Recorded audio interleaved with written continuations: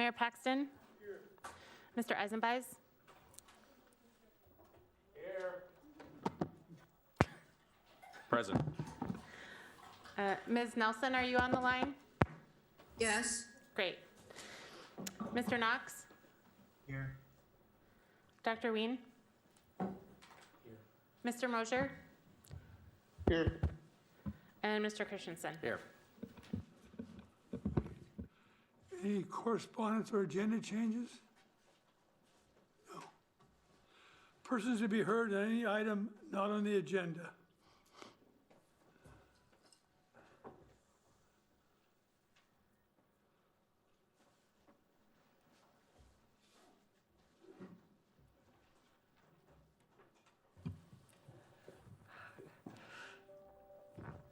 Good evening, Assembly. Thank you for the opportunity.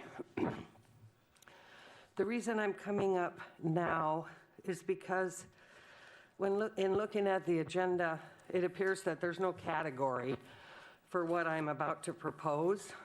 And so before you go into that part of the meeting, I wanted to just introduce an idea and a concept that I've been working on with a group of people. We're calling ourselves the Sitka Community Working Group. The concept is to acquire the First Presbyterian Church for a community center, and I'm just going to go ahead and read my statement so I don't forget something. It says here that the Sitka Community Center Working Group proposes the acquisition of the First Presbyterian Church to establish the Sitka Community Center to provide food and shelter and services to all Sitkans that are affected by the COVID crisis. The proposal requests that the city and borough of Sitka would disperse up to $500,000 of the CARES funding for the rehabilitation of the First Presbyterian Church that would assist all local Sitkans faced with personal hardship and risks to life, health, and welfare due to this emergent COVID crisis, and would carry into the future to stabilize the most vulnerable sector of our community. The proposed Sitka Community Center would be a multi-use social service facility that would welcome all service groups and volunteers to assist in meeting the fundamental needs of food and shelter for Sitka's most vulnerable, and to facilitate any other interventions for those in crisis situations, thus alleviating some of that work that the police are doing now. The Sitka Community Center is proposing, and this is a key point, the building and property, in order for this to work and be successful, would need to be owned by the city or by the Sitka Tribe of Alaska. It must be fit within an existing infrastructure to be truly a community endeavor. I went to the tribal council meeting last night. They're aware of this proposal, and we are going to go into committee with them to see what kind of participation, whether as owners, as third party, or as a financial partner in this endeavor. The facility would be managed by, I'm just about done here, would be managed by a nonprofit, much like what is happening in other city buildings.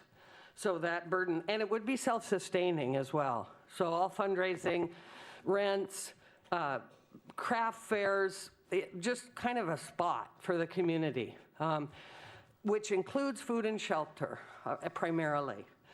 And so with that, I guess I'm asking that if you might add a category for something like that to happen. The only last thing I have to say is we are now approaching the presbytery to donate the property which we don't know if that'll happen. We all know that proposals are ideas up there in the air somewhere. And so we'll see how that comes back. At this point in time, they do have a much reduced figure on that building. But because it would carry on their, and I hate to interrupt you, ma'am. Okay. You gotta listen, but that's why we're here tonight. No, so we can talk about this when the assembly, I want the assembly to have 30 minutes or 60 minutes to talk about what we're gonna do. Okay. And then it's gonna be open for the public for comment, and you can come back up and we can talk about that. at okay, the I time. appreciate that, Yeah, no, Mayor no, Paxton. yeah. Thank you very much. Yeah, thank you. It's an important idea, and I'm glad you talked to the tribe about it, that's well. Other persons to be heard on items not on the agenda. Once, twice, three.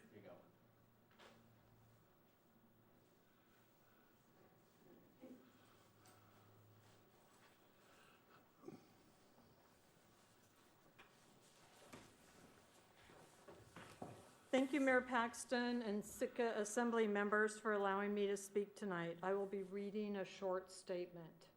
My name is Nancy Furlow, and I am Sitka ANS Camp 4 President.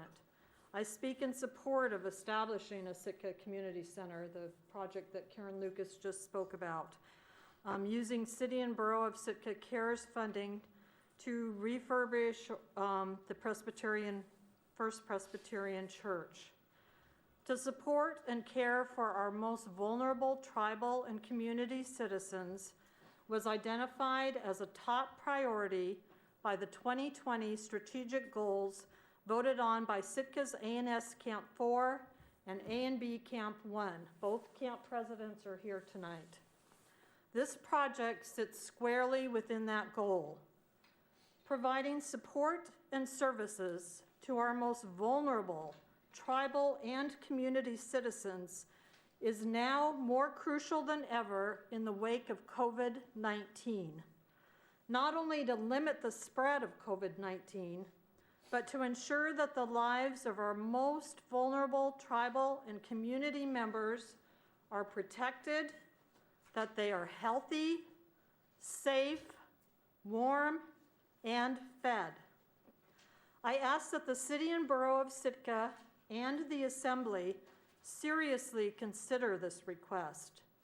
In order to make this Sitka Community Center a reality, ANS will support and work with this project, its partners, supporting organizations, individuals, and the nonprofit 501c3 set up to manage it.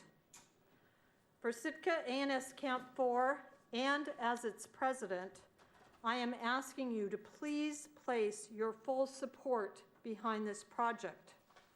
Our most vulnerable tribal and community members, their lives matter.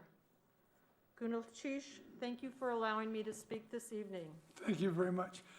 Again, comments on items not on the agenda. Not on the agenda. Okay. Yes.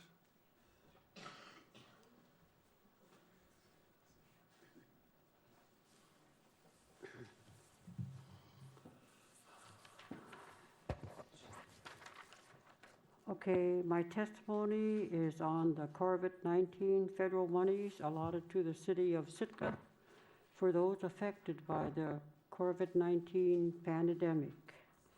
As president of the Alaska Native Brotherhood Camp 1 and as a tribal citizen of Sitka, Alaska, I would like to ask the Sitka Assembly to allocate and purchase the First Presbyterian Church to be used as a community center for the city of Sitka. And it would be used as a food and shelter dwelling for those citizens who are experiencing the effects of the COVID-19 virus pandemic, which is increasing rapidly. Some of our citizens that are the most vulnerable and have no means, physically or otherwise, to the COVID virus and cannot protect themselves as readily as we can, would greatly benefit from having this church for a shelter, especially during the cold winter months. Then the populations who have been laid off work would have food to help them out during these trying times. This would be an excellent investment for the city to help those who need it the most. I'm sure organizations such as Salvation Army would step forward to help open this community center. There are many volunteers here in Sitka who devote their time and efforts to help this most vulnerable population. Thanking you in advance, you would be helping the most vulnerable citizens. Using $400,000 to purchase the First Presbyterian Church would be the most humane and kind thing at this time when we are all experiencing the effects of the COVID-19 pandemic. Sincerely, Harriet Macedo Belil. And in the history of the Presbyterian and Sheldon Jackson, I think that Nancy Davis knows a lot about it, and it would be a very good thing to have this church for our people. And I thank you very much. Thank you very much. Thank you for that. It's an important issue, and we'll deal with that. But thank you, ma'am. Any item? Thank you very much. Yeah. For the issue. It's a good issue. Again, any items not on the agenda? Yes.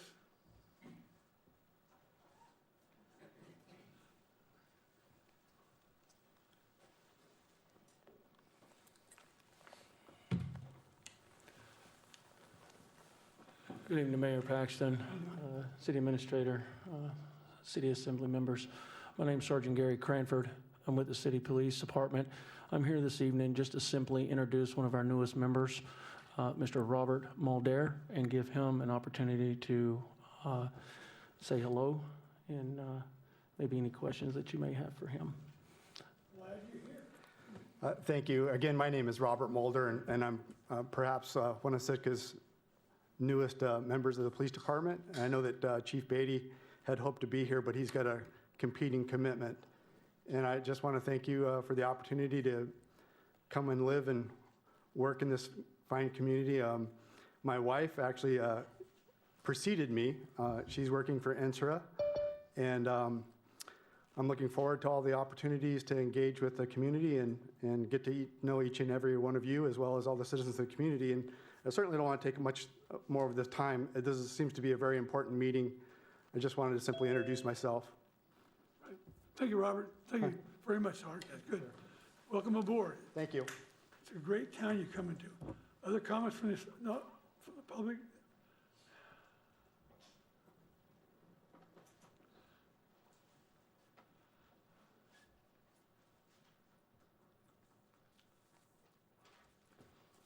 Good evening. My name is Jennifer Alley. Thank you for allowing me to speak. I'm here tonight because I don't understand this allocation of the funds. First and foremost, I don't see any mention of any allocation to the tribe. I know what you're going to say. I know what you're going to say. Excuse me. This isn't on the agenda, is it? Allocation for It's on tribe? the agenda. That's what we're going to spend, yes. Okay, I just didn't see any allocation for the tribe, and I know you're going to say, yet the tribe receives an allocation. They But that, did, $6 million. does that mean they should be excluded from part of this fund just They because are. they receive their own funds? Ma'am, not being discourteous, but this is what the meeting's about tonight. This is persons to be heard on items not on the agenda. That is on the agenda. Thank you. Thank you. You bet. Other comments from this? Item not on the agenda. Yes. Galen Payne has asked to be called to speak Okay, under sure. persons to be heard.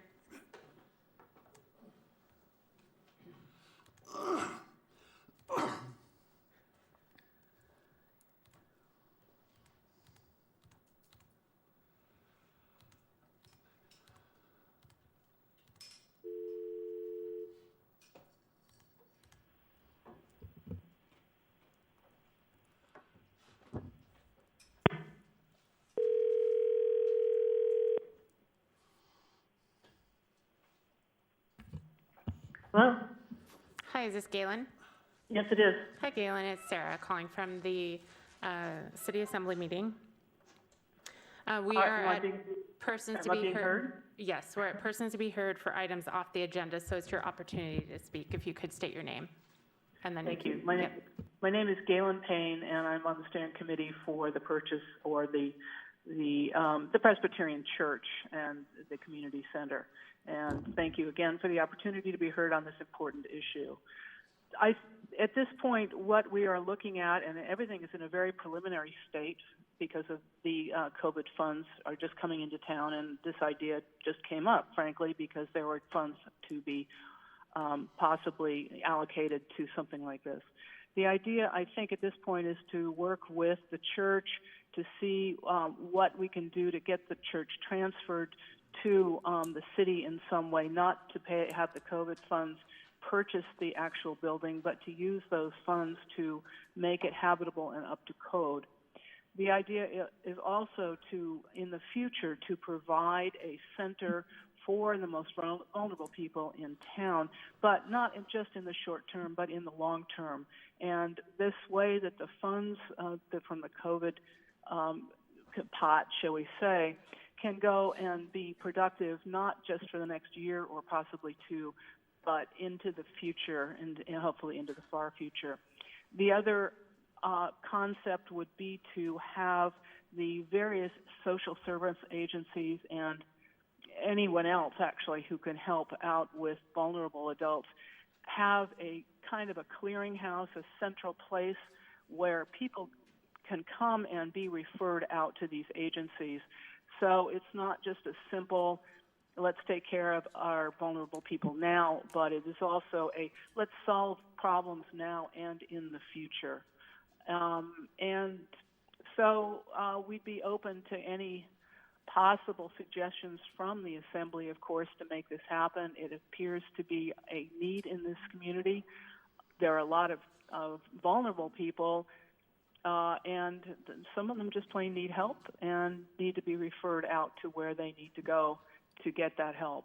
And that's the idea of the community center as well. So thank you for your time. Thank you. Yeah. Anything else, Ms. LeClerc? Okay, it's back to this. I want to restate for you folks here, what I would like to do in the next 30 to 60 minutes is have the assembly with Kevin Knox and Kevin Mosier and Valerie contributing, talking about what the working group has done, sort that out so we can see what we think of it, give any guidance we have, whether we make a motion or not. We the assembly will open it for the public comment when we get through. So thanks for your patience. Okay, Mr. Administrator, do you want to sort of start us off here? Yeah, thank you, Mayor. Thank you, Assembly members, for being here tonight. Before you is our first cut on our ideas for CARES Act funding distribution. And as you can see, it's very high level right now. We've just got some back of the envelope budget items and some ideas on where it could go, how much we'd like to use. And before we start diving too deep into the application process and how do we get there and the detailed budgets, we're looking for some course corrections if necessary to adjust categories, change categories, look for new initiatives that aren't on this form. But I want to start out by saying this working group has been together since May 26th, working on this, meeting twice a week. That group is made up of myself, Lisa Gassman from the tribe, Kevin Knox, Kevin Mosier, Jay Sweeney, Melissa Haley, Brian Hansen, Gary White, and Melissa Henshaw, each of them representing a different sector of our community. We've got $14 million that will be distributed to the city in 3 tranches of funds. The first ones have already been received. It was about $6.8 million. Of that, we already have an ordinance that is passed. $4.5 million was appropriated for utility and mortgage assistance. The applications, the draft applications are in your packet, and I think we made those live, or we're about to make them live very soon, where people can go and apply for those, and that'll be closing out by the end of July, and then the assistance will be applied to the accounts in August. The other categories are the ones that are still in question, and that's what we'll be looking for some guidance tonight. I'll go through those very quickly. Category 2 will be our business and nonprofit grants. We've budgeted approximately $5 million to that. Of that, we're looking at micro grants for small sole proprietorships, small businesses and nonprofits, medium businesses and nonprofits, and large businesses and nonprofits. Category 3 will be new city-funded programs. That'll be about $1.75 million. We'll be looking in areas like childcare, food security, support for behavioral and mental health programs, housing support, and a transitional employment program where we can try to get some of our unemployed or underemployed citizens back to work. Category 4 is our city impact and mitigation spending. We're looking again at about $1.75 million there. That will be for IT upgrades for more remote meetings, just to keep City Hall operating if we have to shut down for any time in the future. Protection of employees and the public, things like bankers' windows and ways to ensure social distancing. And then any CARES spending consultation and assistance, so that could be hiring people to help with grant applications or funds distribution. Category 5 is the Sitka School District request. They have some very specific needs for getting the kids back to school safely, and that is in the attached letter that you'll be able to see if you haven't read yet. And Category 6 is our contingency. That is kind of a holdback in case any other emergencies arise. And if those are not spent, then we could put them possibly towards another round of utility subsidies or apply to our public safety costs. So tonight, and then I'll stop talking, but tonight we're going to be looking for guidance on whether or not the Assembly wants to change any of the funding amounts proposed in any category. If you'd like to change any of the grant amounts proposed for the businesses and nonprofits. We're looking for guidance on how to measure the size of grants that business and nonprofits should get. Are we going to base it off revenues, number of employees, community impact? We're going to be looking for a way to ensure that the grants are distributed to Sitka businesses and nonprofits and not leaving the city. And we're also looking for how the Assembly would prefer to award those grants. Are we going to do it just by a standard application process and City Hall employees can do that? Or would we want a subcommittee to review each of the applications before it's awarded? And I'm sure there'll be many other items coming up that we'll need guidance on, but that's what I have to at least open the discussion. Thank you. Well, presumptuously, if other Assembly members sort of concur, under Category 3, why don't we just put down there the Presbyterian Church keeper that we heard about tonight, just as an item that we could sort out, so that could be talked about when we get to that. All right, Assembly members, comments, advice? I'd like to just first of all say I'm really pleased by this groundwork. I mean, I think there's some things we need to tweak, but as a big way to begin the conversation, they've done some good work here. Great. And you know, I think the budget numbers are probably about right. I wouldn't mind knowing a little bit how they came up with them, but I think we need a little bit of work on, I guess, our definitions of a small, medium, and large. I think we're using, I suspect that using number of employees will be a little easier just because we're going to have to raise the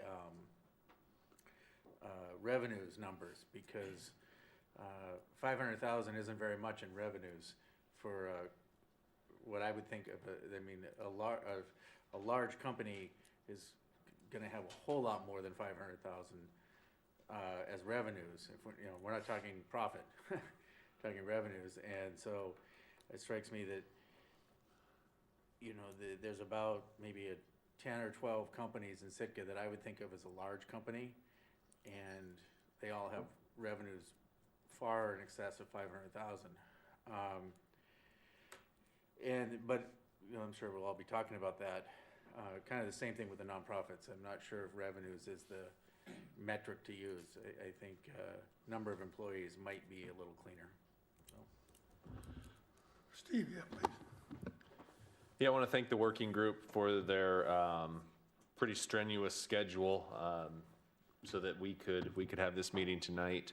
I understand they've been meeting at least twice a week to try and get this hashed out. So thank you to everyone who's been serving on that. The only one that at this point that I have kind of some reservation about, and maybe it's just because I want to see the money in the hands of the citizens more, but category 4 with city impact and mitigation, 1.75 million seems like a large number there. I'm sure it could be justified, but I'm sure that it can be paid for without these funds anyway. So I don't know. I would support something closer to $1 million because I understand that there has been some public safety issues, but it just seems like a large number to me initially. And John, throughout this meeting, feel free to defend and justify your need for that amount of money. I'm open to hearing it. This is just my initial thoughts on this. Other comments? The reason that number is where it is because of, there's a possibility of purchasing testing equipment ourselves and testing our own employees and other people in the community that would need it, just as a possibility. And that can get very expensive, but we'd need to pencil that one out to see if it's worth doing on our own or continue in the manner that we are now. You say we'd only be testing city employees with that? No, we would test people who needed tested. Okay. As previously stated at a past meeting, I am in support of the city investing in its own testing equipment. I've heard it might be less than accurate, unfortunately, but I think that is an investment in our future. So thanks for the clarification on that. Looking forward to talking more about category 4. Kevin Knox, did you have something? Yeah, so working through this, from the beginning and even in our discussion in the work group today, there's seemingly two different tracks. Well, there's probably a lot, but if you just really generalize, there's two different tracks that we could go in for, trying to figure out, what businesses qualify or how much they qualify. One of those tracks would be a much more robust application process that would have a lot more qualifying criteria built into it, where we'd have to dial in a lot more on how a business is doing, what their future looks like, what the exact impacts were to their business, and how to mitigate some of that so that they do have a future ahead of them. And then there's another track that we are working towards getting the money out as quickly as we can with the least amount of overhead costs possible, and staff time possible, with a really simple application process. So I think that's part of where we're going to have to, as an assembly, come down on, how do we want to get these funds out, and what are we looking to do with them? How targeted do we want them to be or not? How much time do we want to, or I guess, resource really in the end, because you can dial in on a lot of this kind of stuff rather quickly, but it's going to take more resource, both from a review standpoint, but also from the applicant standpoint, if you were looking at additional information put into any application. Be able to divide out how this is either revenue or the number of employees. That's a really it's something that we talked a lot about, and it's something that if either one of them have their their pluses and minuses with them, and it's just really in the end it's going to come down to what the political body wants to do, and that's how we're going to have to end up moving it forward. Employees, you don't necessarily always capture the economic multipliers that a business or a nonprofit might have within the community, and you could say the same about the revenue side of it as well. So it's a complicated question to answer with not a lot of data to be able to figure out how to best do this, especially if we go from the standpoint of a very simple application where we're looking to minimize the amount of resource put into selection. Other comments from Assembly members? Comment about the testing. I've actually been doing a lot of research on that because of my EOC position. And it seems to be pretty darn problematic to do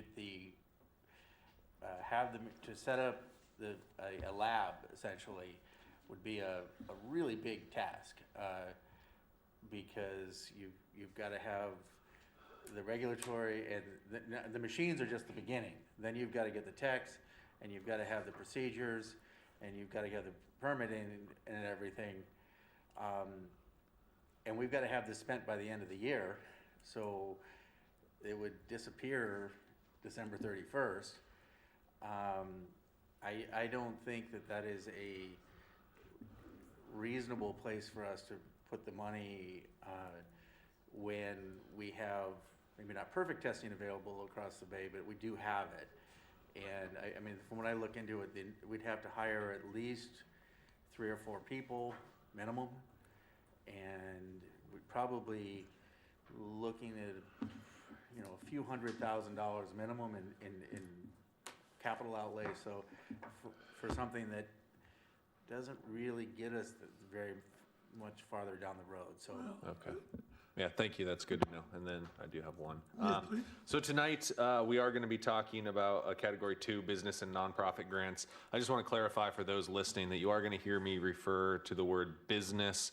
When I say that, I am indicating for-profit corporations as well as not-for-profit corporations. So I'm not including or excluding either or. I'm just using business as a general category there for, like I said, those for-profit and not-for-profit corporations. Comments from the Assembly? Dr. Wayne? Well, good evening. I reviewed our packet and the numbers, and I'm glad Mr. Leach said it was back of the envelope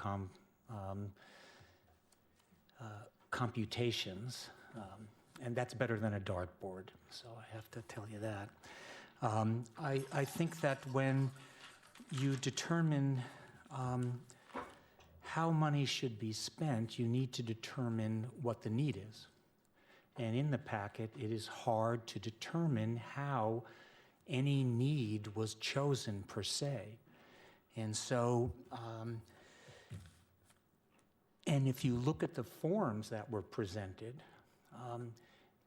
I don't see any way that you can determine the needs based for receiving the money. And it seems that the modus operandi is to just spend all the money down and make sure we use it maximally. But to me, I want to see it used efficiently.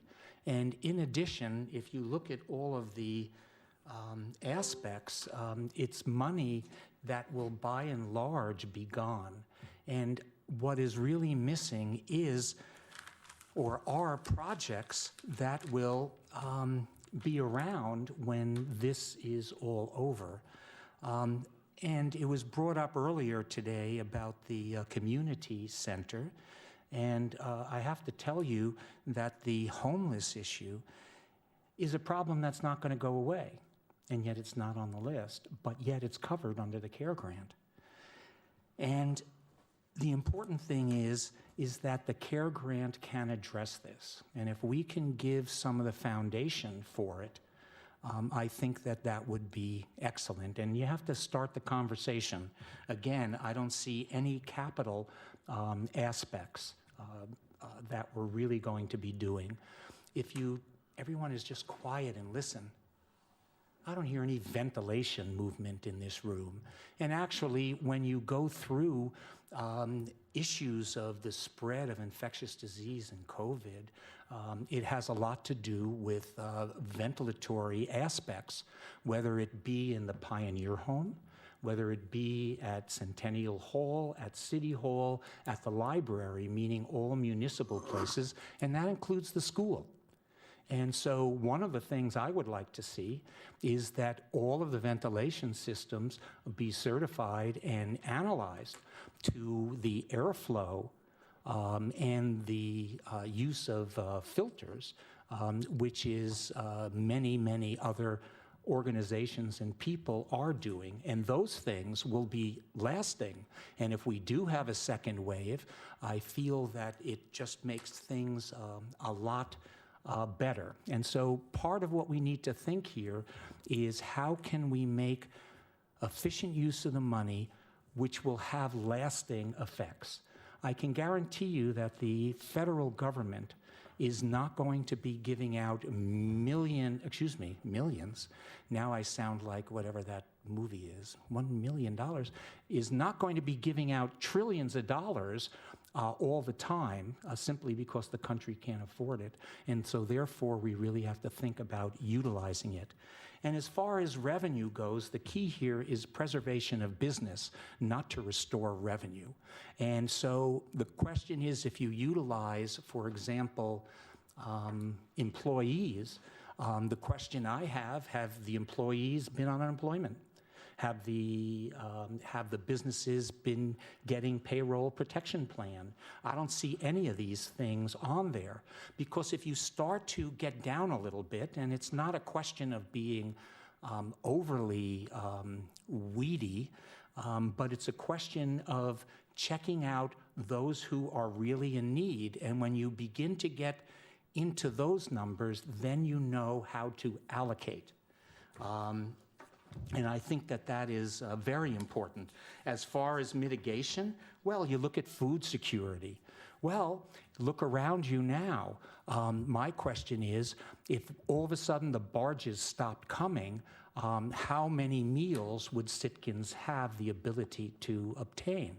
And it's not unusual that during times of crisis, meaning pandemics and so forth, there can be civil unrest or other problems. Let the truckers stop delivering food to major cities, and it's amazing what could happen.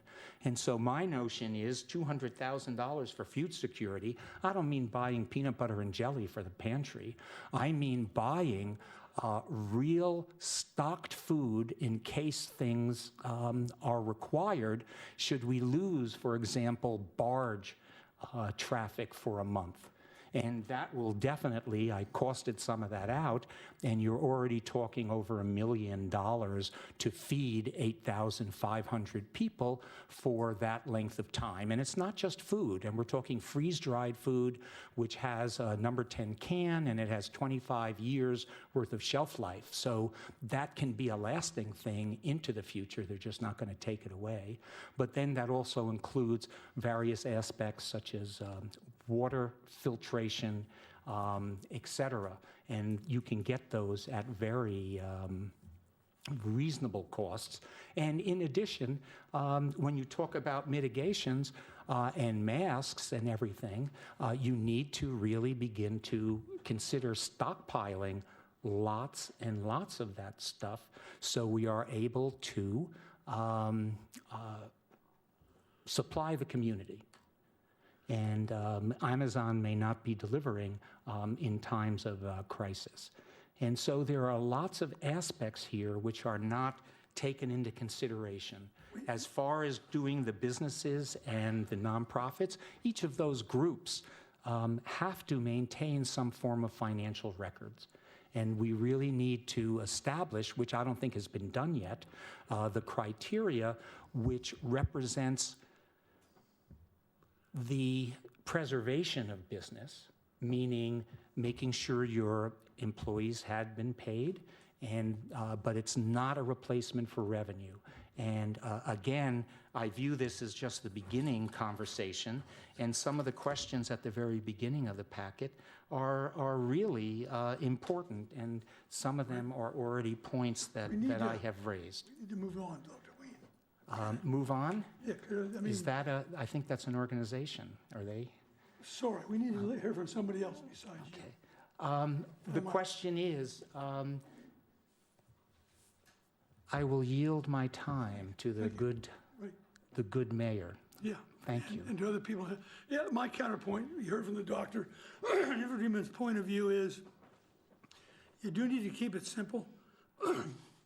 In terms of capital infrastructure, if we save business and are able to perpetuate businesses, that is a capital investment. I sort of agree with what Steve said about the item 4. I can see some of that money being reallocated elsewhere. I think it was a pretty rational framework.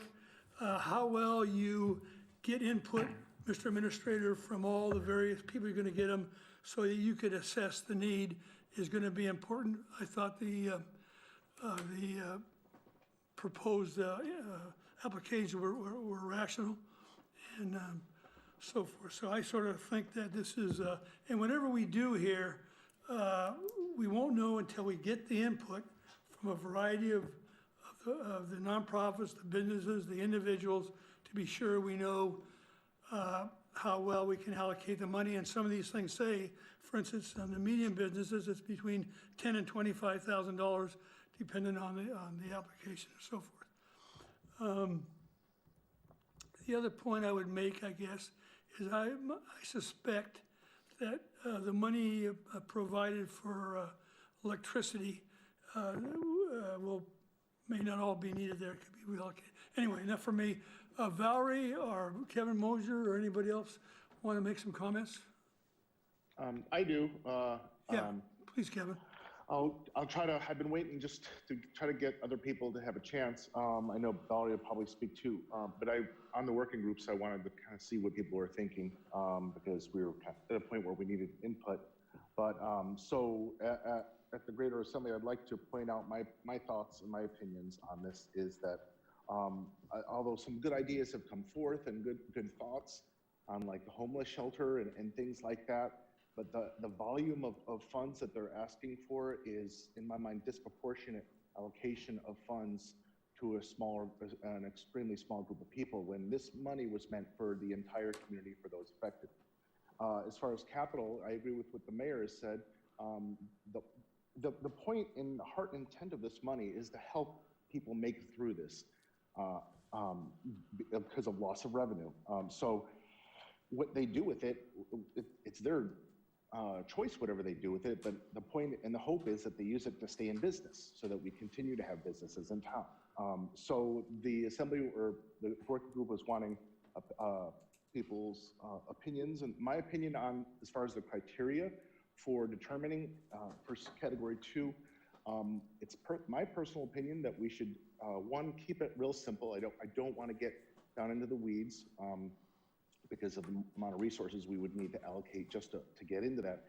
And 2, I think that we could give people the opportunity to either use number of employees or revenue, meaning year-over-year revenue, and so they can show the loss of revenue. So leave it as a choice of either or. And then the point is, once they show that whatever category, and then we decide eventually how much money they get, this is meant to keep them in business. This is not meant to funding long-term infrastructure projects and things like that. The intent is to help businesses and large and small, nonprofits, not-for-profits to stay in business and to survive. And that's what I think we need to keep the focus on, not certain projects. Although the homeless shelter is a really noble thing, but it is technically allowed. I think it is, as I said before, allocating huge resources presently for a small minority of people. Plus, it puts us on the hook for an extremely large amount of money, including insurance, staff running it, maintenance, all these things. And as far as the food security, I do agree with Dr. Wien that that's an issue, that's important. I'm not sure that we should be putting any these funds towards it, but that is something that I've thought that this virus has brought to our attention, how food security is we're very vulnerable here, and that needs to be a discussion we have as a long-term goal, but I just don't think that's the purpose of this money right now, given to us by the government. And I guess that's my comments for now. Thank you. Thank you. Valerie, do you have some comments you want to make, perhaps? Yes, I do. First, I want to thank the working group for all the effort that's gone into this. It's looks like a lot of work has, or hours have been expended, and I am not in favor of separating business and nonprofit into one or the other. I'm not in favor of having separate, you know, like we've been getting a lot of emails today from people that are involved with a nonprofit that they want a discrete way to get the funds. I think we need to be perfectly clear and above board so that people know, because I've also talked to businesses that say, well, you know, the businesses are the ones that are most effective. Well, everybody's affected. We're getting emails from people saying, hey, this isn't fair that you're giving people money for, you know, utility subsidization because I rent and I won't see it and I'm not being treated fair. I do think, you know, that the money is intended for everybody in the community. And as Dr. Wayne pointed out at one time, if we, you know, gave every person, divided it equally, it was going to be like $1,600. I don't think that's the right way to do it either. And I think that we've got a good, you know, like a skeleton here of how to try to distribute the funds. And if we can't distribute them all, it's not going to be a national crisis, because even though people consider this free money, it's not really free. Thank you. Thank you, Valerie.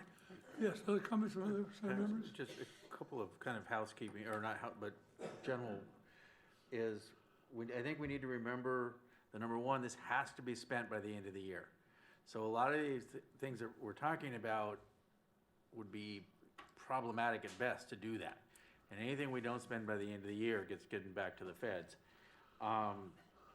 And the other thing, it's not going to be perfect. No matter what we do, it is not going to be perfect. And we're not going to make anybody whole. We're going to try and help out. And so we need to remember that some of the ideas that have come up are more long-term issues, that we can buy stuff, but we can't, you know, anybody we hire with this money loses their job December 31st. So we have to be very aware of that.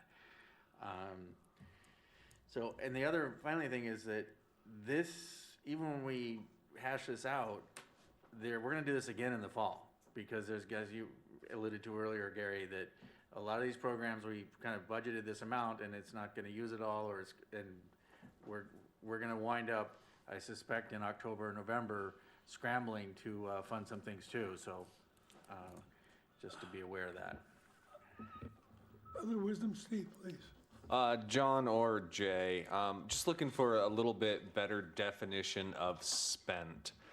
So if we grant money to a business, is at that point it considered spent because it's out of our coffers? Or does it have to be out of the entity it's transferred to? And another reason I ask this is not necessarily from the business perspective, but I think it's an easy way to understand it. But for instance, if we are going to look at support for behavioral or mental health as in category 3, maybe we want to look at an entire all-encompassing program, so we allocate the money to that, we get it into that segment. Is that then considered spent?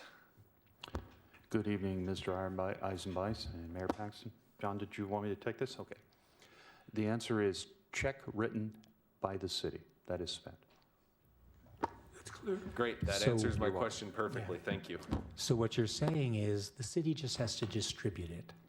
That is correct. It's got to Okay, be distributed by us so as the it's, grantee. that is a big difference in words. And so you can give it to various entities, meaning allocate it, and then distribute the money.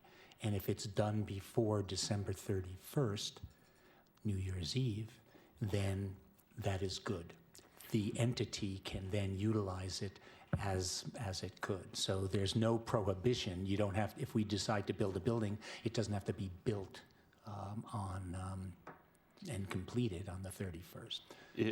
Unless the building is to be built by the municipality, then the municipality must spend the money. Yeah, understood. Okay, sir. And as far as the homeless shelter goes, the key here is not putting anybody on the hook. They wish to try to get the presbytery to donate the building and then for them to ask for a grant. And that would be a completely different type of strategy, which would fit into the give out. And so. Mr. Mayor, I've got a question for Jay. Yes. Jay, would you mind helping with this, with clarifying the fact that the money has to be used for COVID relief? I think one of the conversations that we had early on was about capital development and building something from a program or for a program, a capital infrastructure type of thing, like purchasing a building or anything else like that, isn't maybe necessarily eligible for this funding to be spent on, in particular from the municipality. Like, we wouldn't be able to, as a municipality, write out a check to buy a building to fund or to operate a homeless shelter in.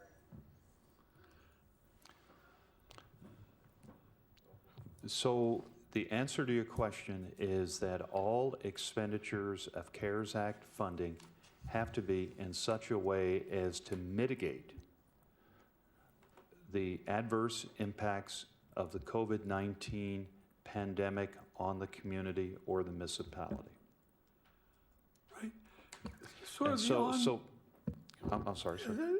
Kevin, the unknown thing here, I think, which will actually make it easier, although it's going to be complex, as we take a look at the work that this group has done, and if we were going to support that or modify it as we want, and we start getting the requests in, we are then going to be able to see how you do. Like I gave you that one example, between 10 and 25,000, you can see where the center of gravity is going to be, but you need that input to do it.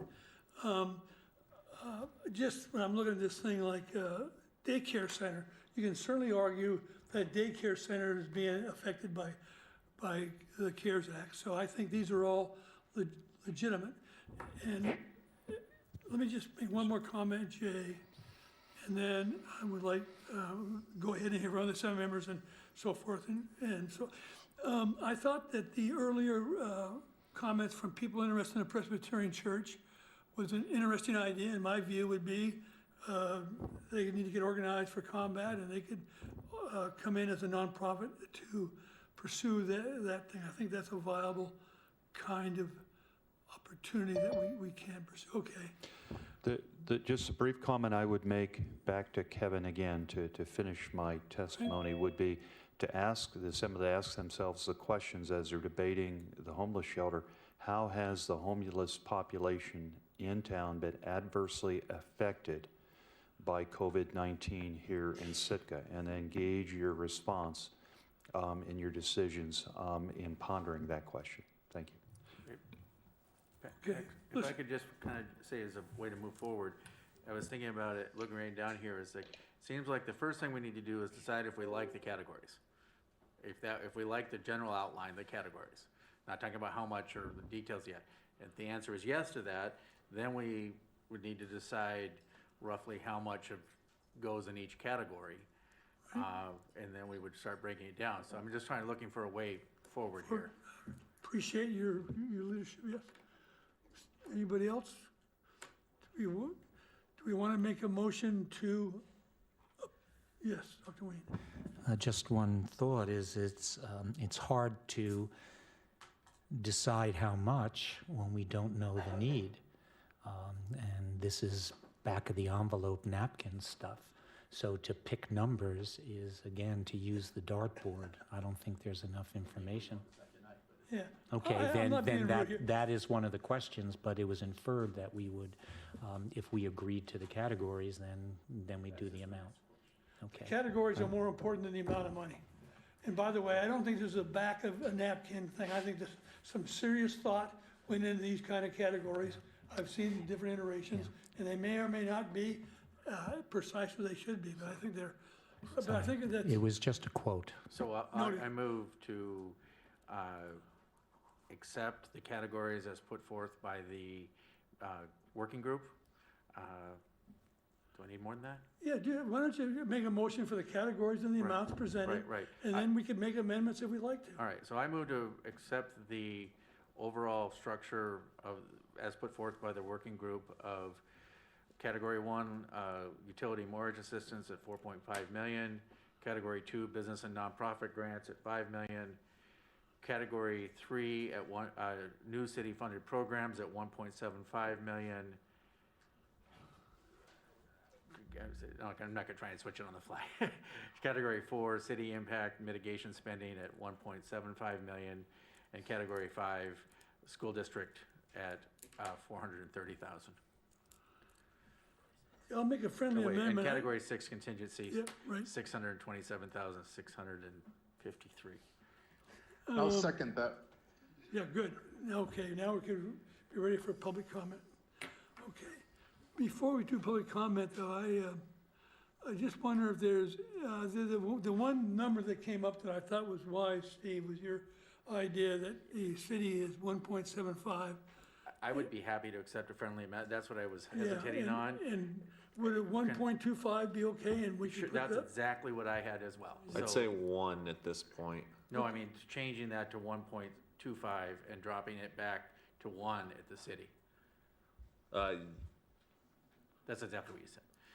So I'm saying it's taking 0.75, 750,000 and moving it over to Category 3, which would leave 1 million for city-funded projects. Or city Sure. mitigation. Sure. What about moving that 750 to Category 2 instead? Yeah, yep. Well, again, maybe we just leave it there and we I'm can, sorry, we have an amendment, and so let's keep it a little orderly. yeah, I was just Thank you. looking for the, that's fine. We have, excuse me, have a motion on the floor. I mean, it was. The amendment is to take, is to move the 750,000 to either Category 2 or 3? Is that it? I'm asking, not telling. Yeah. I mean, I'd like to see it go to 3 myself, Yep. but Okay, I didn't want to do that on the fly. all right. Is it- Good. I'll second the amendment. Pardon me? I'll second the amendment. Thank you, Kevin. Okay, So, Clerk, could you can- repeat the amendment? No, I couldn't. Okay, so we're moving $750,000 from Category 4 to what category? 3. okay. Category, he said 3, it's fine. Okay. It could always be changed at a later. Yeah, can always be changed. Yep, you're right. And Kevin Knox, did you second that? Sorry. Yes. Okay, great. All right, we're good. Okey-dokey. We're now ready for public testimony on this really important and complicated and hopefully, Access only in the amendment. pardon me? So the public comment would need to be germane to the amendment right now, because you have the motion to make an amendment Okay, on the thank you. floor. Keep me straight. I don't run good meetings, we all know. Okay, any public comment on the amendment before we go to the first motion? Yes? I don't see any back. Okay, from the assembly? All in favor? Call for the vote? I have comment, Okay, if that's please. okay. If that's okay, and maybe course it is. Mr. Knox or Mr. Yeah. Mosier Thank you, or thank you, Ms. thank you. Yeah, you're right. Nelson Back to would the like. assembly for assembly comment. Thank you. I would like to pitch it back to Mr. Leach and just see what his thoughts are about. It's a pretty sizable reduction in that 1.75. Just to make sure that he feels like he would have the resources there that he needs Right. in order to be able to Thank you, Kevin. cover the Yeah. things that he sees in front of him. I think it's workable. I mean, I don't have any heartburn with the reduction for city mitigation. Just to kind of clarify what we were looking to do with that money is, we have some makeshift barriers in place with, some rolling carts with plexiglass, to what I call the banker's windows. So this money would go to things like putting in permanent, banker's windows so we can do business without having to shut things down. It would be more controlled access to certain spaces. It would be kind of upgrades to our bathroom facilities, you know, the sensors on the faucets, things you didn't have to touch, and cleaning methods. So I think we can stay within $1 million, and then we could, talk about removing some of our testing capabilities that we were looking into, because that would have eaten up a large portion of that money. Comments from the assembly now. Could I intervene? Yeah, please, Valerie. If you move this amount, you also have the Category 6 contingency. So if they run short, or if the city runs short of whatever their needs are for their mitigation spending, they could dip into the contingency, which is almost the amount you're removing. Thanks. Thank you, Valerie. Other comments from the assembly? Yeah, Dr. Ween. Yeah, I have a comment after, I can go after Dr. Ween. No, Kevin Mosier, go ahead, please. Okay, I think I'll be voting no on this amendment because I like the idea of taking some from the city and moving it over, but I would prefer to see it go into category 2. I think the business and nonprofit grants are kind of the heart and soul between that and the utility, are the heart and soul of what the purpose of this was meant for. So I would like to see this voted down and then another motion made basically similar, except moving it to category 2. I'm done talking. You guys can just say over when you're finished, like on like at C. Again, we're just throwing around numbers, and I don't really understand where they're going, and it's hard for me to vote for 750 here and 22 here and et cetera, without really having a clear idea of where this is. If we had a clear idea of what the needs were, we can attach numbers to them, and that solves the problem. To me, this is cart before horse, and you may find that there'll be much less money used in the utilities, and then you'll have to reallocate. And I think this is a process that is still half formed, and that is my issue. As far as mitigation goes, I think we need to consider mitigation at the docks, and again, ventilation and all these other things, and these are costly. But if you don't elucidate the needs, you don't know what the costs will be. But Dr. Ween, we don't know what the needs are till we put out applications and people submit them. But we're talking about, okay, I conflate as you will, but the school district was very specific. They said they needed 15 AmeriCorps, and they need the computers. And there you have it. Now with city mitigating, there's a list already. Stop it. Okay, good. Yeah, Kevin. Kevin, you got something? So, kind of lost my train of thought there, but I think moving it into category 2 or category 3 isn't really the big crux here necessarily, because we know that the actual need for these funds, for for-profit, nonprofit, all the different things that need to happen within our community are about more than fivefold of the money that we have at this point. So wherever we move the 750, if it doesn't get used, if the need doesn't get called for it, we can move it into a different category. As Dr. Whedon pointed out, we might not have $4.5 million worth of requests for the utility assistance and the mortgage assistance, at some point. So, we may be moving money around anyway. That's fine. I think one of the things that a lot of people within the community, in the business and nonprofit worlds, within our city government, have really been looking towards is getting this money out and working in our community to address needs, to stimulate, to help, tide over, keep employees employed, all that kind of stuff, all the different reasons why the CARE Act was passed.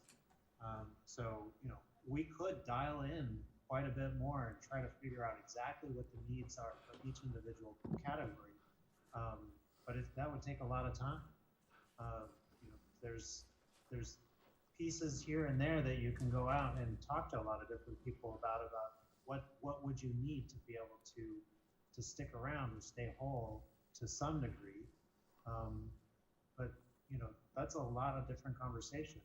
I agree with the mayor. You put this out there, the community submits their needs, and then we move forward from there. We have another meeting on the 30th, and by that time, if we need to make adjustments, we can and we will. And our city administrator and the group that he has of all you people on that committee are smart enough to figure all that out based on the input you get. Other comments from the assembly before we call for the vote on this thing? Okay, the Now, amendment. wait a minute. Oh, sorry. We need to get public testimony, right? Get me all riled up here. Yeah, huh? You did on the amendment, you did already. Okay, but but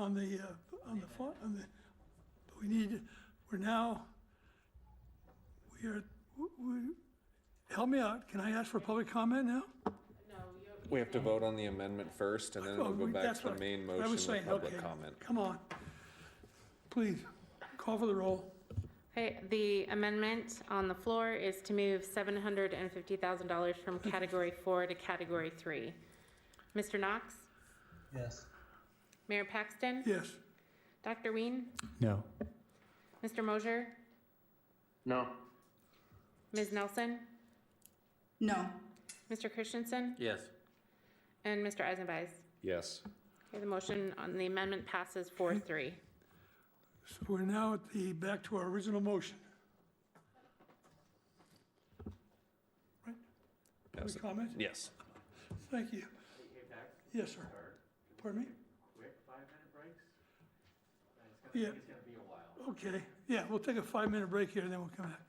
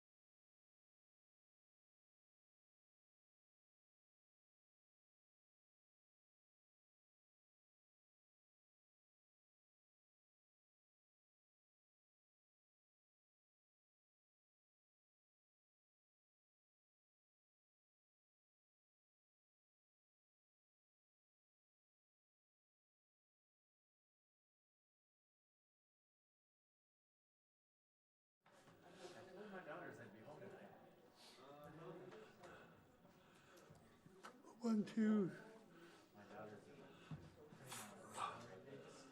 Okay, okay, call the meeting back to order, and we're ready for public comment. Please.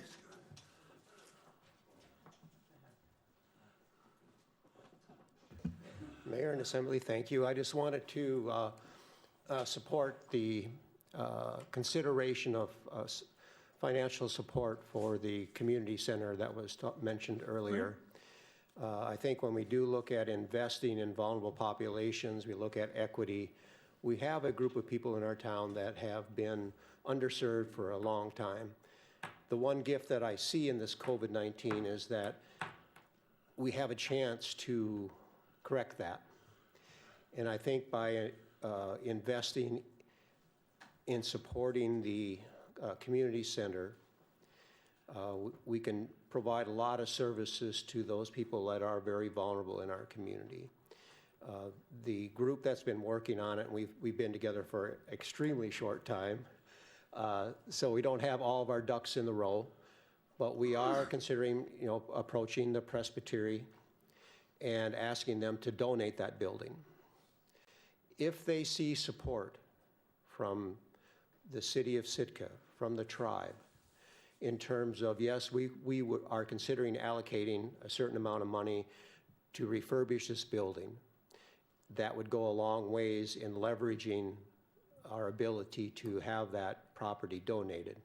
The longer it sits there, the more deterioration occurs and becomes an eyesore for the community. So I think this is a win-win situation for all the population, especially those that are vulnerable. And I really, again, would encourage the consideration of allocating, and we don't know exactly what the cost would be to refurbish and bring it up, but probably anywhere from $400,000 to $500,000 to mitigate everything that needs to be done there. And so again, I think it's not only meeting the immediate needs of those people affected by COVID-19 right now, but looking into the future, into something that's sustainable, that serves our community over the long term would be well worth that investment. So again, I appreciate the opportunity to come and speak and really, really encourage the Assembly to take into consideration that we're investing long-term as well as short-term. And so, thank you. Thank you. Bax, if I can just remind people that right now all we're voting on is the framework.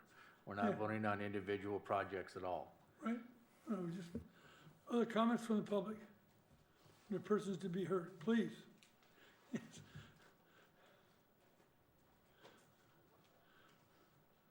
Thank you for coming back. Thank you for having me. I don't like the categories.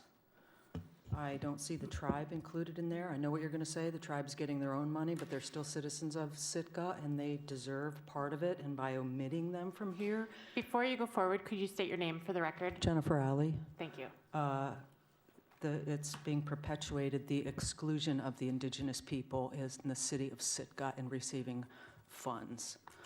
Also, it seems inappropriate to have some of the most important things grouped into one: child care, food security, behavioral health, housing support, to receive less than the money that's supposed to go to prop up businesses. And I don't know where it is written that says that the CARE Act is for propping up businesses, or is it for actually to help the people? So that's what I'd like to say. Good. Thank you, ma'am. Thank you.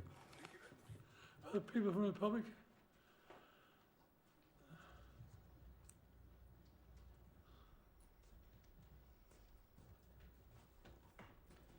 Good evening, Mayor, Assembly members, and Administrator. Eric Van Sice, Sitka School Board Clerk. Just very brief on Category 4. As far as there's been some good discussion tonight about longevity, looking at ways that these funds can, even though they end in December, carry forth with helping. And as far as our situation with the AmeriCorps, we've had extremely good results with working relationship with them.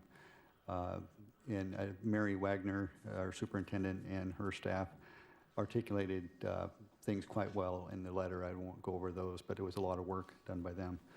But I can assure you that whether, we're not sure what the fall time is going to look like. We're going to start in earnest next week with discussions. But whether it's remote learning or actually in-class learning, we will be able to benefit greatly from those AmeriCorps. They have an extremely good knack at connecting with the students for tutoring, and that's our biggest concerns right now, is to help them through that. So we've had a good track record with them. With the technology and the laptops and iPads, I was one of those people some years back that was chafing at the amount of money, but technology has changed, and Ian Crane and our staff at the district did a really great job of getting things mobilized so the students could learn from home.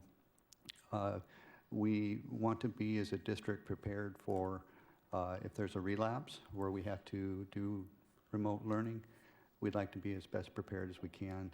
And the technology, I can assure you, not only just for the COVID or remote learning, but just in general to enhance learning for the students, will be greatly utilized and a lasting benefit for them. And that's all I had to say, unless you had any questions. Thank you. Thank you. Other comments from the public?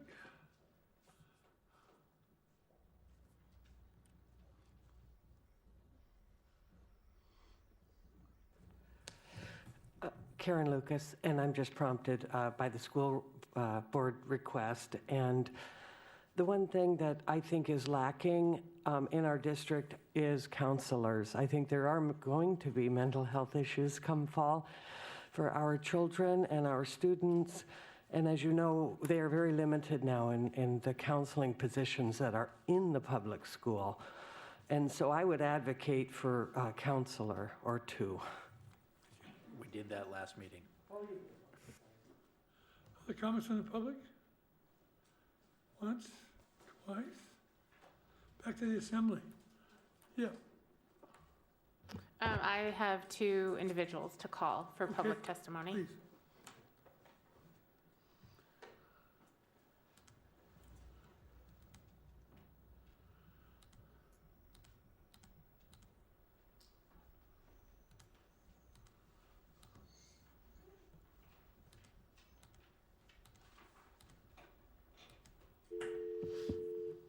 The first individual is Connie Sipe.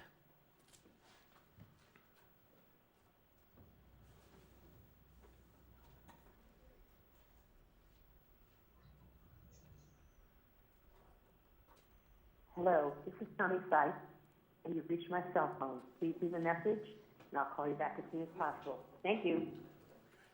Next call. It's Publishers Clearinghouse. We call once. Yep. The next individual I'll be calling is Nalami James. Who is it? Nalami James. Thank you. James.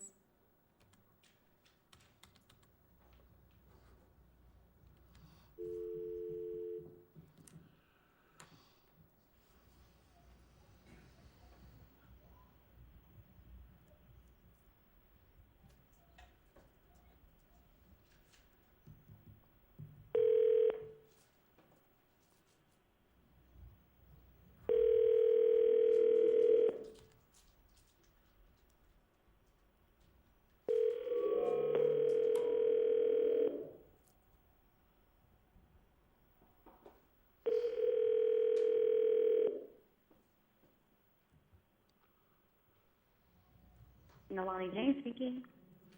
Hi, Nalami. It's Sarah calling from the City Assembly meeting. Have you been following the meeting? I have, yes, Okay. I'm currently watching. Okay, great. So it's your opportunity to offer public comment on the motion. Okay, how much do I have? 3 minutes. If you can state your name for the record, Okay. and then the time will begin. Okay. My name is Nalani James. I am a Sitka community member, very active in the community, and I have a few ideas to propose.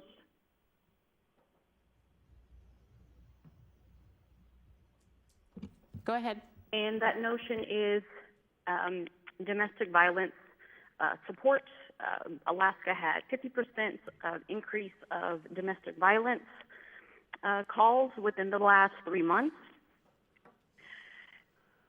I believe that food security is important, as well as domestic violence support. And I think showing your solidarity with having some sort of shelter pods, as well as offering community resources as far as a community shelter for youth, after school support. Everyone on the panel is of a particular age. You've taken care of your boat mortgage, and I think there should be something that assists people that don't have. And for a city to offer utility support, there are people who are being forced out. There are people that are moving for better opportunities, people that are being laid off, and they won't benefit from it just being based on you having to apply for a city utility assistance, and it's based on your income. It should be available to all. So I think some sort of homeless support, children's shelters, homeless shelters, and a flat coverage for the utilities. And I think that can be spread throughout because people are affected, and even if they're moving. The stimulus package had less of a stringent clause in there, and it benefited everybody. So I think if we look into different avenues and put money in multiple sectors, I think that would help us.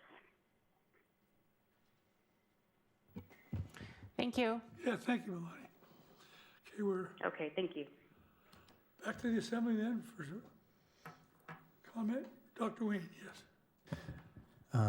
Just a couple of things. It was brought up with the school district by Mr. Van Cise, and I noticed in reading the memo that it's requested that you get 12 AmeriCorps at 15,000 per for the year.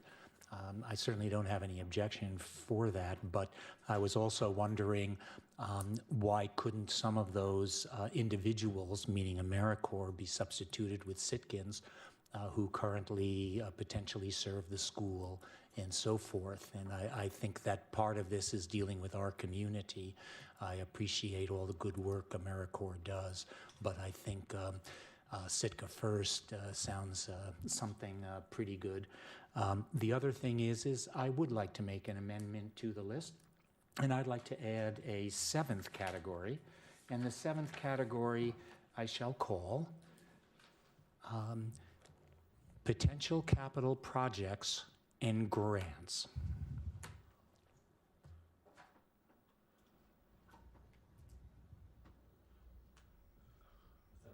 Is it a That's a motion. Is there a I second? mean- Second? Yep. Just let's finish here. Connie. Yeah. Do we have a second on that motion?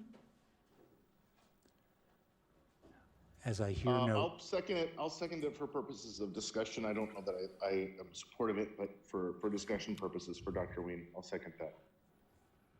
Comments from the public on an amendment to have a 7th category of, help me out, Dr. Wayne. potential capital projects and grants. Okay. And remember that it's just a category. We don't have to Right. do anything with it. I heard that. Okay, back to the assembly. Somebody comments? The reason I put it is so that it's on the table Yeah. and that it becomes part of a discussion at the work groups. As I am not represented there and I have no voice, this is one way that at least you'll have to address it for a micro. Yeah, it's on a Second. category, I agree, I don't see it. So as a category, do you have a proposed amount? That's why I think proposing amounts are a little premature, as I had mentioned. I don't have an amount there because I think that we need to discuss what type of capital projects, and then you build it appropriately. You have you talk about a project, which is capital, and then you associate an amount with it. I don't have. If you would like a number, I don't feel, I have some projects, but I don't feel I have appropriate numbers. But that could be filled in later. You put $750,000 into that category, so there's money there if we should decide to do it. I wish I did have the number for you, Kevin. As I try and wrap my head around this, Doctor, potential capital projects, what of those would be funded out of this category that couldn't be funded by the categories that exist already?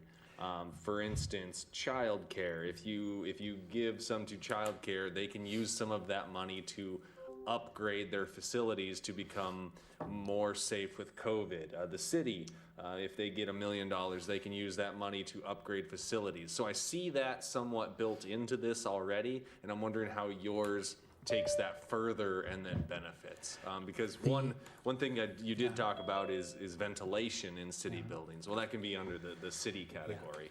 Well, you can see it's not been discussed because if you look on page 1 of 2 on the CARES Act Working Group funding design, you don't see any of those capital projects.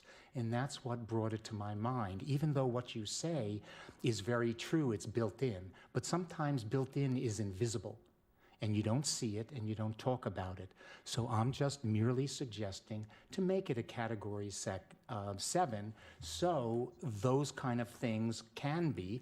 And I think your concept that for daycare, you can use it for capital interests and so forth, I think it needs to be explicitly explained. Other And comments? that's all. No magic to it, just so it puts it on the table for conversation. Other comments from the assembly? Okay, call for the vote on the amendment. Okay, the amendment before you is to add a 7th category, potential capital projects and grants. Mr. Christensen? No. Dr. Ween?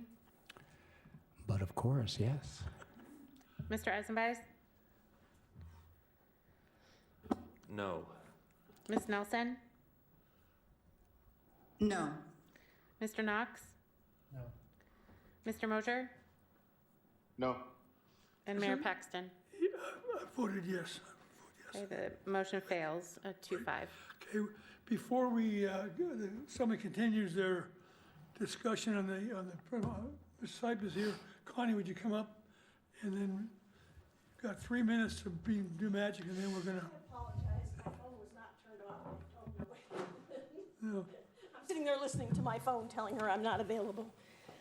Okay, so you hear me all right? Hi, I'm Connie Sipe, and I'm here as a member of the advisory board of Sitka Legacy Foundation. And I hope people don't misunderstand, we only have had a few days to react to this, but we are here because I think we're trying to fill in some of that thirst for information.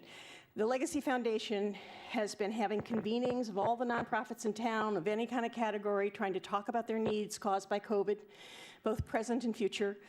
I can't give you dollar amounts. And we would like to suggest, not to be greedy, but that you set aside part of money in category 2 for nonprofits, 2 million, 1.5, whatever you think appropriate, and that a different set of criteria perhaps would apply rather than just revenue. Perhaps how much money they bring from outside, the vulnerability of the people they serve, how priority are the needs. And we would like to we'd like to urge you to separate category 2 and set an amount. Again, nothing's set in stone. It's all going to come back to you for final decision making. you're also going to have a lot of work to do to vet all these applications. So we've been putting together a proposal. We don't want any money from the city for doing it. It would be conflict-free. We have 4 experienced grant-making organizations who are willing to serve on committee, to take in the nonprofit applications, to do an evaluation, and to give all our evaluation materials and recommendations to the Assembly for their final determination. That'd be the Sitka Legacy Foundation, the Sitka Rotary Club, the White Elephant, and the Sitka Permanent Charitable Trust. None of us are eligible, and we've all pledged that we won't be applying for any funds, nor do we want any money for providing this service. We just think that we know how to look at a nonprofit and see if it's really viable. We've been doing that. We've been reading budgets. We've all been doing this for some years, and we'd like to actually help lift a little bit of the work. But of course, all decisions and all evaluation would be transparent and would come back to you, the decision makers. So that's why I'm here. In fact, I'm here also hopefully to avoid having you have 27 nonprofits back here. We've sort of been trying to winnow this down. The Finance director might be able to give us some guidance, but I think you'd have a disproportionate number of large businesses with the current numbers. The motion that we just approved actually incorporated the amounts of money you have there with the knowledge that as we get input, those things may be changed. That was voted on the motion. Yeah, Dr. Wayne. If you look at the grant applications for both business and nonprofit, it says, if the demand for grants exceeds the city's available funds, the city reserves the right to prorate the grants equally to all recipients to stay within the available amounts of funding. And to me, the way I would read that, if you're going to keep this type of application, is that have the people apply, get the numbers, and then construct the amount of granting in a more equitable way, and so you'll know precisely what's going on. I call that just planning. So they're going to have to submit. They're going to make so much money. We may have to add money to it if things seem to be going that way, or there may be excess money. But I think we need to understand what the cost is going to be based on the application. So otherwise, you're going to have to go back and change everybody. So If that's the case, then that Mr. makes a Mayor? certain amount of sense. I think the only problem with that, Dr. Wayne, is that the demand or the need, it far outstrips the money that we actually have. And, you know, if organizations come forward and they don't understand a basic parameter for, you know, how much they can ask for, people are going to be coming forward and asking, trying to have themselves, have their businesses or the nonprofit held whole, and then we have to arbitrarily go back in and do some serious whittling down, because there's no way we could meet the actual need at this point. We'd have to have fivefold of the money that we have. let me explain that you already have amounts up to $1,000, $5,000 to $10,000. You already have the grant amounts. So let people apply for them and see what the total is. That's all I'm saying. Yeah. That's it. Simple. You already have the grant amounts. I'm sure that the demand will probably outstrip what we have, but in order to just not work backward, let's see what the need is, and then we can make appropriate adjustments. If the need is really super, maybe we can push other funds into it. Like I said, we don't know what it is, so. I would like to interject. Yeah, please, Valerie. I think that we left enough wiggle room to explain in Category 2 what's going on. I don't think there's any need to split business and nonprofits.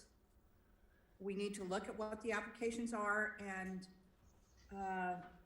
I don't have any more guidance that I feel I can give to the administrator unless he has specific questions. We need to see what the applications are. this money is not meant to make everybody rich or whole or whatever. It's to help from the impacts of all the decisions that have made on our actions or reactions to the COVID virus. And some people are not going to know how bad that is until next year, probably, because it's going to carry over. They don't have their return, like the charter fishermen, for instance, don't have their return clients coming back this year, and then maybe next year they won't come back. So they aren't going to know for years what the impact is there, as well as a lot of other businesses that are still struggling to try and figure out what the next mandate from the state's going to be, how that's going to impact. So, you know, to try and guess is wrong, and I think we need to look at the applications and measure and whatever. Thanks. Yeah, Mr. Leach. If this helps, what we could do within the working group is, since we are moving forward with a $5 million budget for that category, and if there's general consensus that we'll have micro, small, medium, and large, there's not a consensus yet on how we measure what a small, medium, large, and micro is. We can bring that back as a working group. You know, we've got some economic data that helped us dial it in somewhat, but we can try to develop a better plan, bring a new proposal for an adjusted application and some more developed criteria, some dialed in criteria for approval at another meeting, if that's I helpful. think that would be appropriate, because how you define small, medium, and large is, but that would be, yes. Do you have a question, Steve, or is that? Yeah, John, I was going to say exactly that. I believe the working group does need to refine the small, medium, large. If a large business in Sitka is revenue over 500,000, I think quite a few are going to fall into that category, where I see large as, you know, our top 10% perhaps. Yeah. So I do think that needs a little bit more refining before it comes back to us. Thank you. Mr. Mayor, is Gary White in the audience? Is he there? Or He was, He's here. yes, Gary White? Gary had some of the data that we were working on from the for-profit background, and I think if he's got anything further to kind of express, it's really hard to be able to dial these kinds of things in, because there isn't a ton of data out there for, you know, at the state level about, you know, how many businesses we may be looking at in Sitka. So if you could speak a little bit more to that, Gary, I'd find it. Sure. So the data that we picked up from the Center for Economic Development is that there's 367 businesses in town that employ less than 50 people, and there's about 11 that employ more than that. And so you're looking at about 378 businesses, including nonprofits, that could potentially apply for this. So then we looked at, just to go off of that, also commercial fishermen. There's about 400 and some people with permits in town, and there's about 600 boats. So you got a pretty big group of people that could be applying for this. And so what we tried to do is look at if we could break out the revenue amounts. And unfortunately, nobody tracks that. I tried to get McDowell to help us out, and there's just no way to track that without having it done ahead of time. And so we've also looked at employees at FTEs, and that's hard to find also. So I kind of like what Mr. Eisenbeis just said and John just said, is that perhaps we go with these numbers here, and we send out the applications, and we come in and we find out that we're completely off, then we can come back and reallocate funding. Is that what you're looking for, Mr. Knox? Yeah, no, it's very helpful. Back to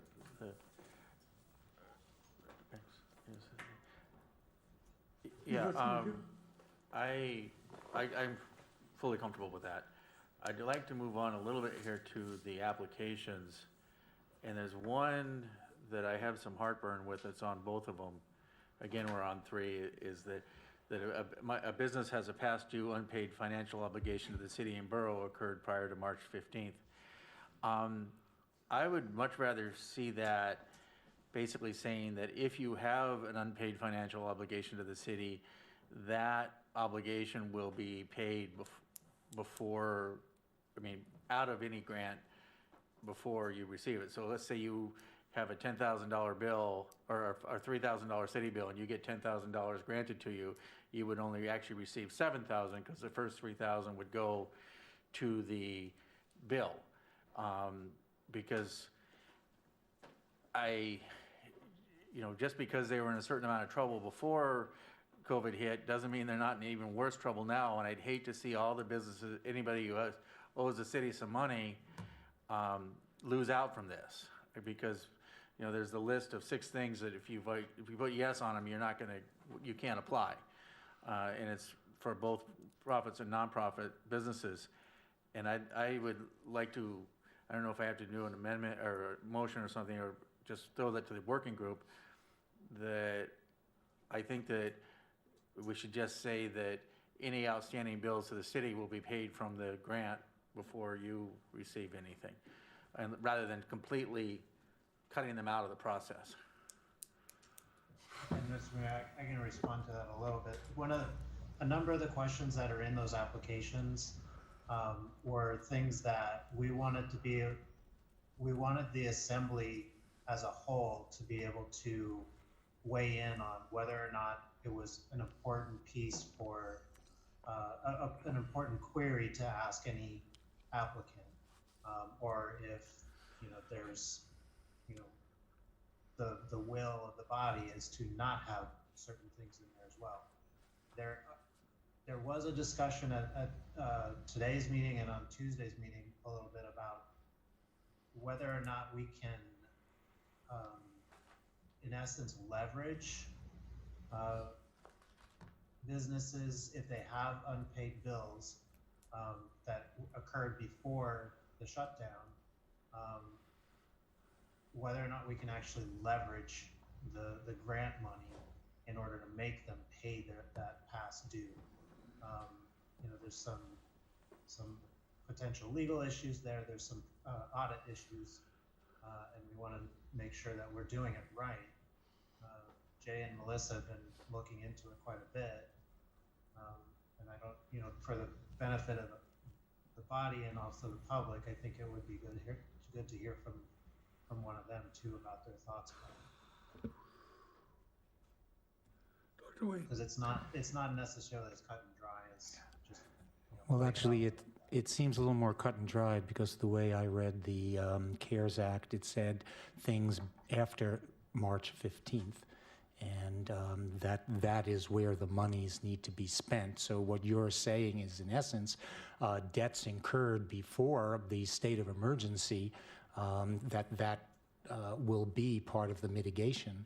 Yet I clearly read in the CARES Act rules that may not be so. So I would certainly like clarification on the record that this is a path we should be even considering or taking.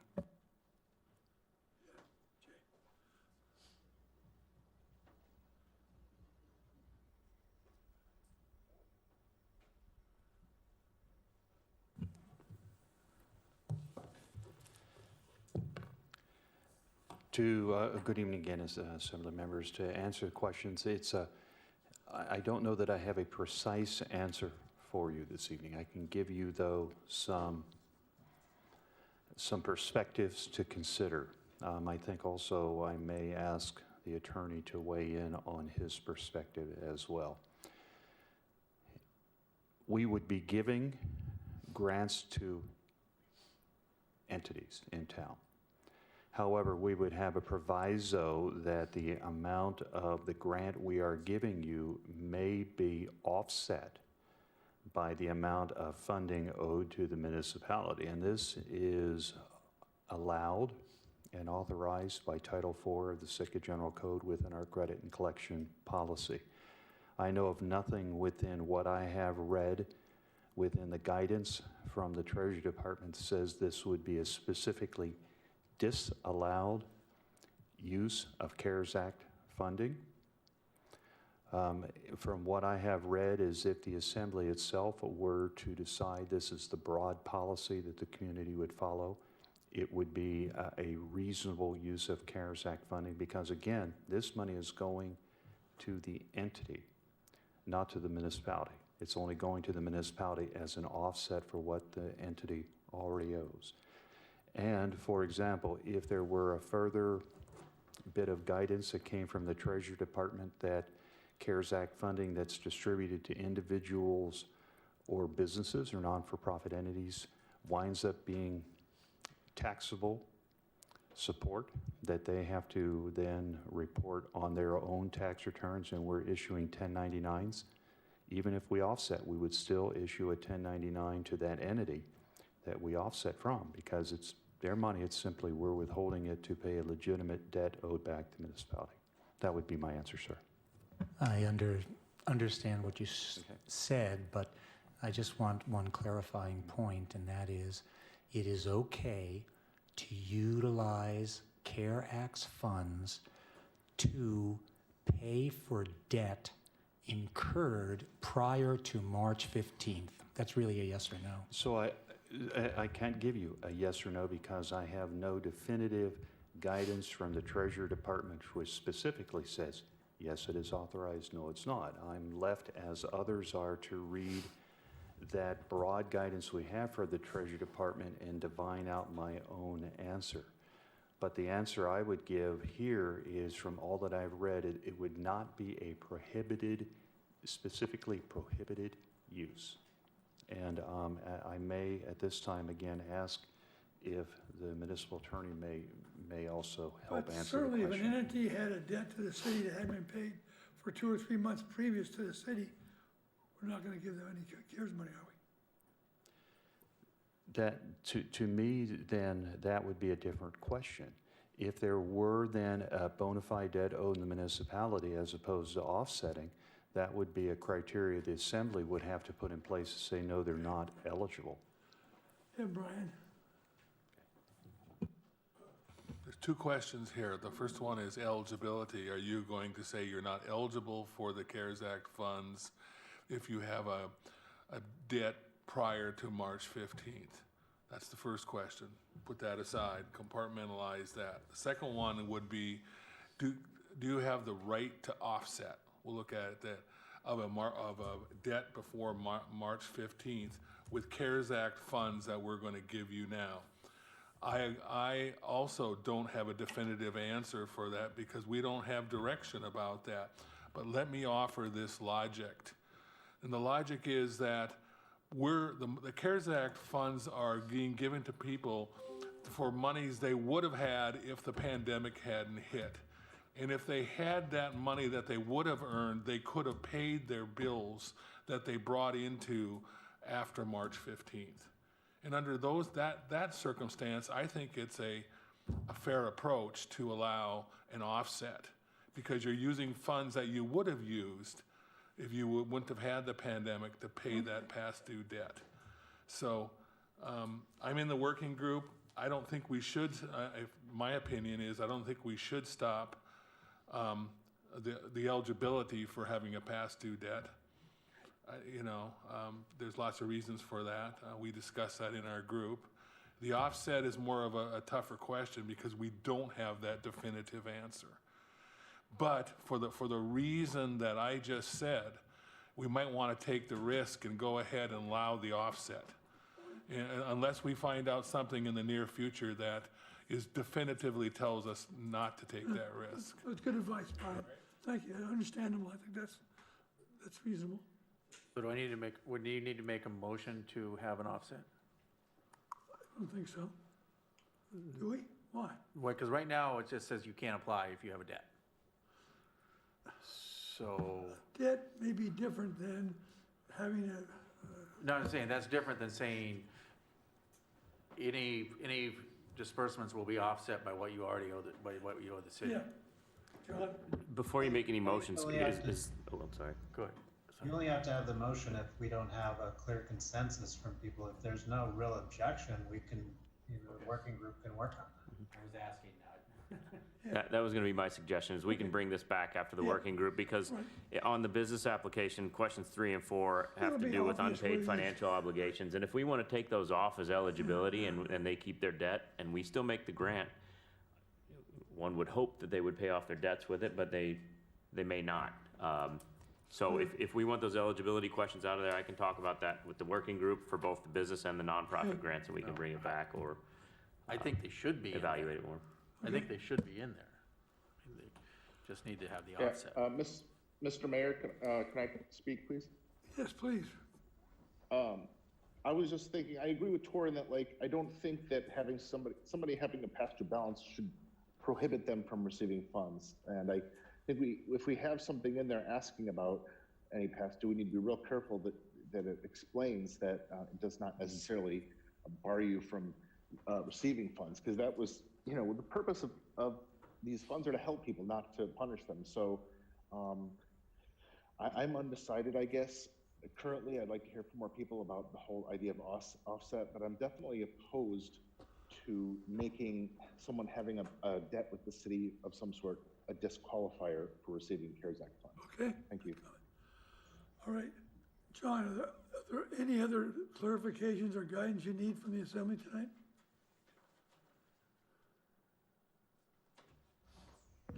I don't believe so. I mean, I think that we've answered most of the questions. Have we? I mean,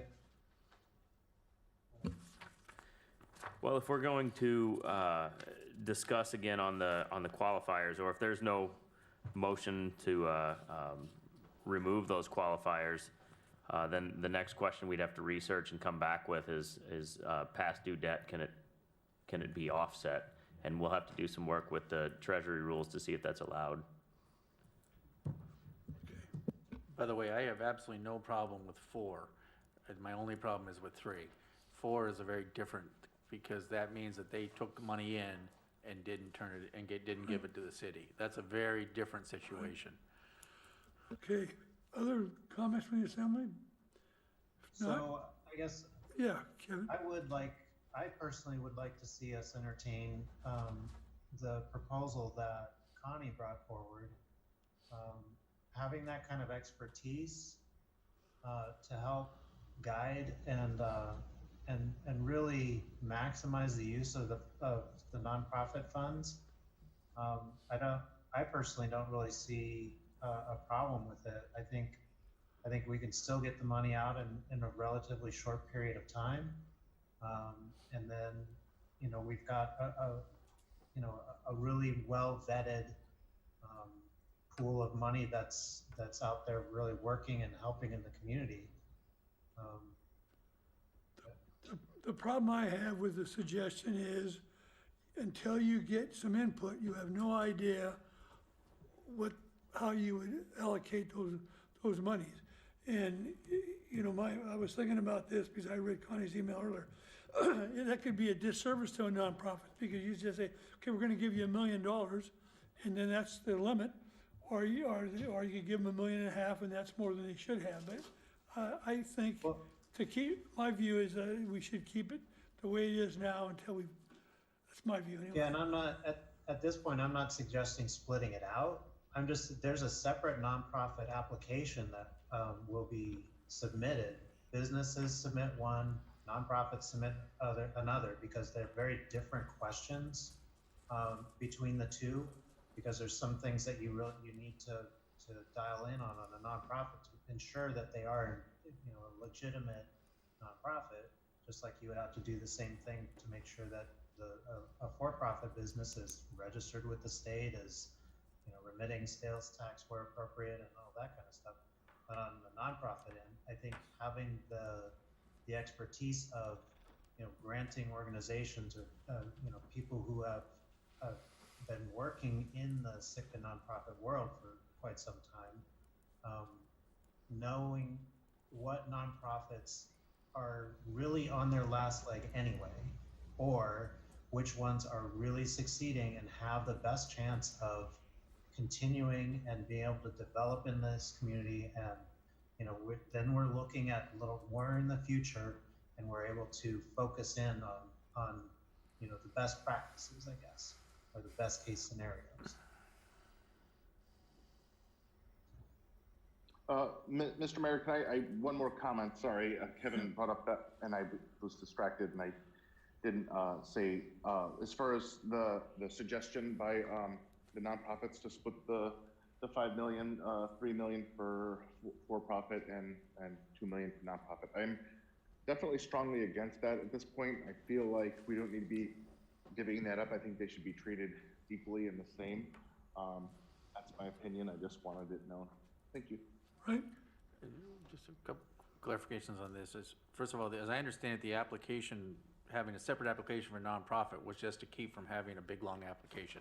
They're really the same application, there's different questions that they'd have to answer.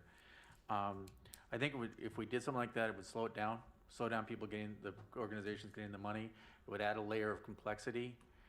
I've seen the grant applications that organization uses. It's long, the grants wind up being very long, and I think that what would happen here is we would be, the organizations that have grant writers or do a lot of grants would be at a real advantage versus those that don't. And I like the simple, the KISS principle, keep it simple, and like Kevin Mosier said, one of you guys needs a nickname. You know, essentially I want to treat them the same. And the only reason there's a separate application is we just have to keep the application short. Other comments from the assembly? Okay. Any further discussion tonight on this issue? Okay, we're now in a position for persons to be heard on any item on or off the agenda.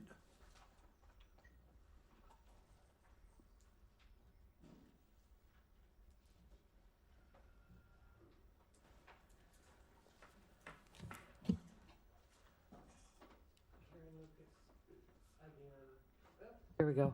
Karen Lucas. I guess first I want to say I'm not sure what category the First Presbyterian Church idea would fall under. I'm hoping it falls under one of them. I'm assuming that it would be category 3. And I appreciated Dr. Wien's suggestion there. I also want to clarify that this is, our proposal is not a homeless shelter. We have been working closely with the Sitka Homeless Coalition, and we are in communication with them. And yes, they are considering jumping on board. We're not, everything's, like I say, not set in stone at this point. I also want you to know that, yes, indeed, we've been in touch with the Salvation Army, who are the folks on the front line, who are dealing with the food issue in our town for those that don't have it. Not only do they have a food bank, but they provide hot meals every day for these folks. And I can also tell you that they are bursting at the seams. Personally, in a 4-day span, I witnessed two very, let me just put needy individuals. I think what we don't know as well is in mitigating all these adverse impacts and the effects of COVID is that I think we can be fairly certain that homelessness will increase, evictions will increase. There may be all of a sudden families that are out of shelter. And that's why the Presbyterian Church is big enough to accommodate many things. So when I say that it's not a homeless shelter, but it will provide shelter, I just want that to be clear. And I just want to read you, I think I must have omitted this. This is, in a nutshell, this proposed acquisition of the church for a community center. It's a multi-use social service facility that welcomes all service groups in existence right now and volunteers to assist in meeting the fundamental needs of food and shelter for Sitka's most vulnerable and facilitate other interventions for those in crisis situations. So we are hoping the Salvation Army could occupy that commercial kitchen. We're not there in our process because this is about a week or two old, this thing. And I also want the city to consider the ownership of the building and the property. It becomes but again, I want you to be certain to know that it's nothing that you run or pay for. You merely are owners, or maybe it will be the tribe. Again, we're in beginning stages of the proposal. But that a nonprofit would be formed to manage the facility and coordinate the user groups. It could be the food co-op. There could be, theoretically, a community garden in the backyard. It's huge. The local foods network. There could be apprenticeship programs where these people that have no shelter and no job might learn a trade in the rehabilitation of the building. The location is perfect. I mean, it's downtown. It's the police station, the fire station, the parks, the market. It's all within walking distance. And obviously, the history of the site is very long-standing, and it means a lot to a lot of people in this town. And it would be a very sad thing to see that thing bulldozed. And so I know my 3 minutes are up, but I just kind of wanted to clarify those couple points that I would ask the city to consider ownership. If we get that building from the presbytery, I will be back at your next meeting, okay, to let you know, and I can be in touch with you as well in terms of any kind of further developments. So thank you so much for your time. Any other persons to be heard items on or off the agenda?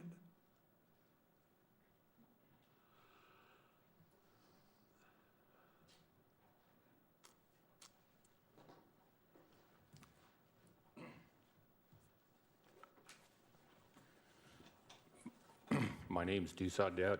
I'm a resident in the area of the Presbyterian Church.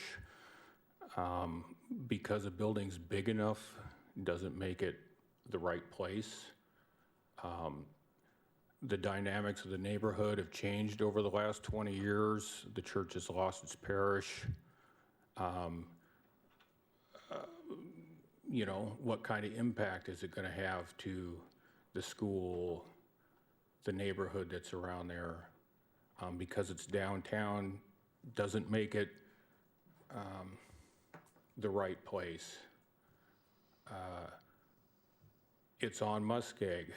I dug out 10 feet of muskeg when I built my home. Does the city want to own a building that's on muskeg? I sort of feel like there's a carrot that's been put out there, and there's way too fast a moving track on acquiring something that nobody has anything about.